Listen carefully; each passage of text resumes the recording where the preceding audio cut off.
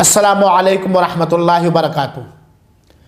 अल ईमानु bill यौमिल आखिर, अल्हम्दुलिल्लाह वस्सलातु वस्सलामु अला रसूलिल्लाह।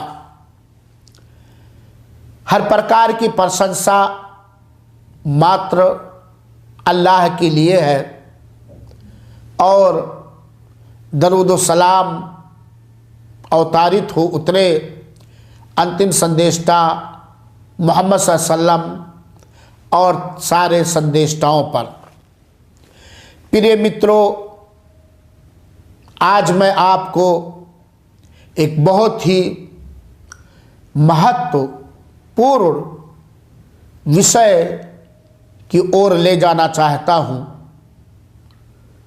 सत्य बात यह है कि अगर हमारा परलोक के दिन पर विश्वास हो जाए तो हमारा जीवन सुधर जाएगा, हमारे चाल चलन बदल जाएंगे और हम सदैव महाप्रलय के दिन सफलता प्राप्त करने के लिए हर प्रकार का संघर्ष और कोशिश करेंगे।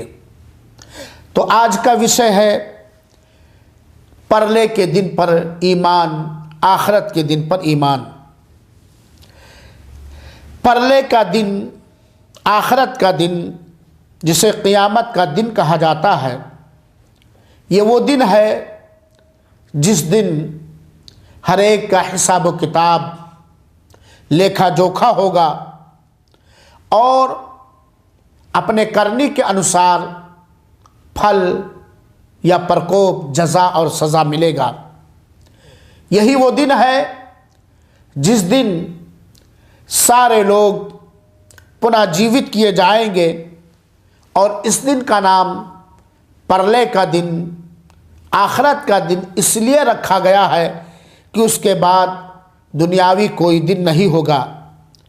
इसी दिन के बाद स्वर्गवासी स्वर्ग में अपना स्थान पा जाएंगे और नरकवासी नरक में अपना स्थान पाएंगे।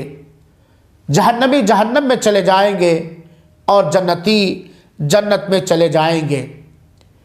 और आखिरत का दिन, परलय का दिन, ये यकीनी है, हर मनुष्य जानता है कि हर एक को मृत्यु आएगी।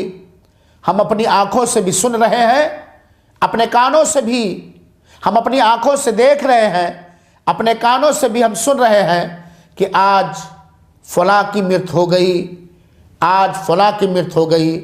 कुल्लु नफ्सिन ज़ाइक़तुल मौत सुम्मा इलैना तुरजऊन। हर नफ्स को मौत का मज़ा चखना है, फिर मेरे पास, अल्लाह के पास लौट करके जाना है। अंतिम दिन, परलय का दिन, ये या आखिरत का दिन, ये वो सच्चाई है जिसको कोई मूर्ख आदमी ही नकार सकता है। आखिरत के दिन पर ईमान तथा विश्वास चार बातों को शामिल है। नंबर एक, मृत्यु के बाद पुनः जीवित किए जाने पर ईमान। मेरे मित्रों, हमारा ये ईमान है, विश्वास है कि हर इंसान को, हर मनुष्य को मरने के बाद दोबारा जीवित किया जाएगा। इसराफील अलैहिस्सलातु वस्सलाम सूर में फूंक मारेंगे और हर मनुष्य अपनी अपनी समाधि से, अपने अपने कब्रों से नंगे बदन, नंगे पैर, बिना खतना किए हुए उठ खड़ा होगा। अल्लाह ताला ने फरमाया, कमा बदअना अव्वला खल्क़िन नुईदुहु वअदन अलैना इन्ना कुन्ना फ़ाइलीन। सूरह अंबिया आयत नंबर 104। जैसे कि हमने पहली बार पैदाइश की थी, इसी प्रकार दोबारा करेंगे। ये हमारे ज़िम्मे वादा है और हम उसे ज़रूर करके ही रहेंगे। प्रिय मित्रों, अल्लाह ताला ने फरमाया है, तुम्मा इन्नकुम बादा ज़ालिका लमय्यितून तुम्मा इन्नकुम यौमल क़ियामति तुबअथून। सूरह मोमिन आयत नंबर 15 और 16 कि इसके बाद फिर तुम सब निसंदेह मर जाने वाले हो, फिर परलय के दिन निसंदेह तुम सब उठाए जाओगे। तो हमारा इस बात पर विश्वास होना चाहिए, ईमान होना चाहिए कि मृत्यु के बाद दोबारा पुनः जीवित किए जाएंगे। नंबर 2, आखिरत के दिन पर विश्वास लाने में ये बात भी सम्मिलित तथा शामिल है कि लेखा जोखा और बदले पर ईमान, हिसाब व किताब और जज़ा पर ईमान। अल्लाह ताला हर एक का लेखा जोखा करेगा, हर एक का हिसाब व किताब करेगा और हर मनुष्य को उसके करने के अनुसार, उसे उसके अमल के अनुसार उसे फल देगा, या तो स्वर्ग या तो नरक। तीसरी बात, स्वर्ग तथा नरक पर हमारा विश्वास हो। अल्लाह ताला ने अपनी उपासना करने वाले दासियों के लिए, अपने आज्ञा अनुसार जीवन बिताने वाले बंदों के लिए अल्लाह ताला ने स्वर्ग और स्वर्ग की बहारें बनाया है, जन्नत और जन्नत की बहारें बनाया है।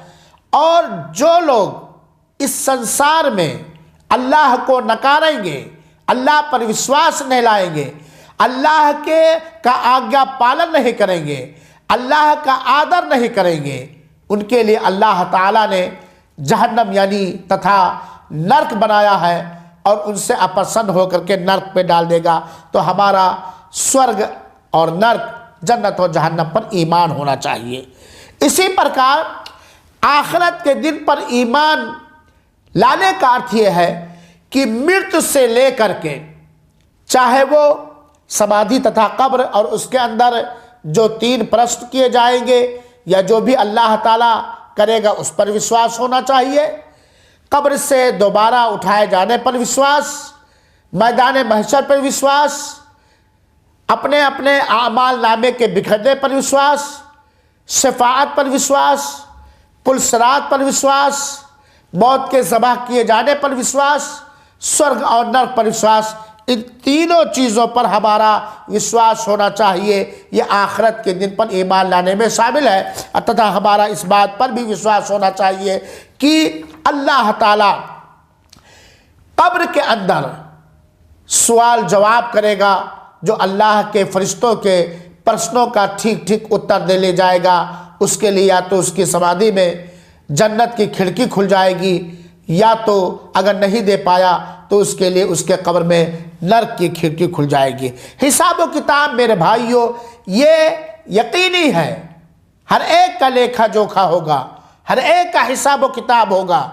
हम शुभ कुरान तथा रसूलुल्लाह सल्लल्लाहु अलैहि वसल्लम की सुन्नत से तर्क ना देते हुए हम आपको समझाना चाहेंगे। आज हम अपने कामों का लेखा जोखा करते हैं, आज हम अपनी आमदनी का, अपने रुपए पैसों का लेखा जोखा और हिसाब किताब करते हैं। आप अपने एक नौकर को अगर 100 रियाल दे करके मार्केटिंग करने के लिए भेजें, आने के बाद आप उसका हिसाब किताब करते हैं। आपने किसी को अगर काम सौंपा है तो उसके काम का हिसाब किताब करते हैं। जब हम अपने जीवन का, अपनी आमदनी का, अपने अंडर में काम करने वालों का लेखा जोखा और हिसाब किताब करते हैं, तो अल्लाह ताला ने हमें जन्म दिया है, अल्लाह ताला ने हमें पैदा किया है और अल्लाह ताला ने एक शुभ उद्देश्य के लिए पैदा किया है। क्या अल्लाह ताला हमारा लेखा जोखा नहीं करेगा? अगर लेखा जोखा ना होता, हिसाब किताब ना होता, स्वर्ग या नरक की बात ना होती, तो अल्लाह ताला क्यों इस काम के करने का आदेश देता और इस कार्य से रोकता? अल्लाह, आप जानते हैं, आप समझते हैं कि अल्लाह ताला ने कुछ कामों के करने का निर्देश दिया है तथा अल्लाह ताला ने कुछ कामों से रोका है। क्यों निर्देश दिया है? बिन करने बैकुंठ न होगी, बिना तपस्या राज न होगा। तो मेरे मित्रों, हिसाब किताब पर ईमान रखना ये आखिरत के दिन पर ईमान लाने में शामिल है। इसी प्रकार स्वर्ग और नरक पर ईमान लाना हमारा ये ईमान है, हमारा ये विश्वास है। हमारे अल्लाह ने हमें आदेश दिया है, हमारे अंतिम संदेशना ने हमें निर्देश दिया है कि हम इस बात पर ईमान रखें कि मुत्तकियों के लिए, अल्लाह से भय रखने वालों के लिए स्वर्ग है और अल्लाह से भय न रखने वालों के लिए अल्लाह के नाफरमानों के लिए, अल्लाह के को नकारने वालों के लिए नरक है। और इसी प्रकार जो अल्लाह की विशेषताओं में किसी भी रचना को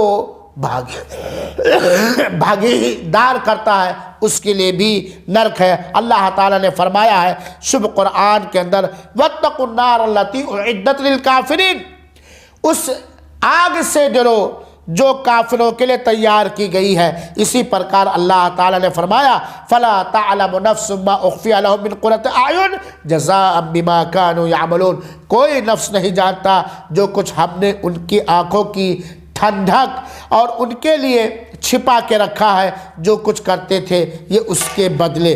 तो प्रिय मित्रों और सज्जन साथियों, ये आखिरत के दिन पर विश्वास लाने के विषय में कुछ बातें हुई। हम अल्लाह से ये प्रार्थना तथा दुआ करते हैं कि ऐ अल्लाह तो हमें तौफीक दे कि हम अपनी आखिरत की फ़िक्र करें और परले के दिन हमें सफलता दे। आमीन। वसल्लल्लाहु वसल्लम अला नबीना मुहम्मदिन सल्लल्लाहु अलैहि वसल्लम।